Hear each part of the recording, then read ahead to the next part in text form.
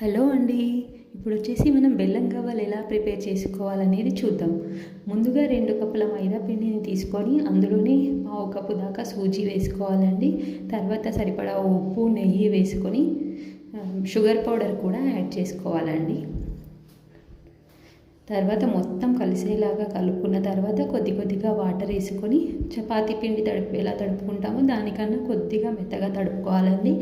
ఎందుకంటే రవ్వలో వాటర్ ఉంటాయి కదా, పీల్చేస్తుంది. తర్వాత నెయ్యి కొంచెం దానికి అప్లై చేసుకొని పక్కన పెట్టుకోవాలండి 10 మినిట్స్ పాటు. తర్వాత చిన్న చిన్న ఉండలు తీసుకొని బెల్లం గవ్వలది పీట ఉంటుంది కదండి, దాంతో ప్రెస్ చేసుకోవాలి. గవ్వలన్నీ ప్రిపేర్ చేసుకున్న తర్వాత ఆయిల్ హీట్ చేసుకొని అందులో వేసుకొని ఒక్కొక్కటిగా అన్నీ అంటుకోకుండా చూసుకోవాలండి. అన్నీ బ్రౌన్ కలర్లో వచ్చే వరకు ఫ్రై చేసుకోవాలి. తర్వాత అవన్నీ పక్కకు తీసి 2 కప్పుల వరకు బెల్లం తీసుకోవాలి.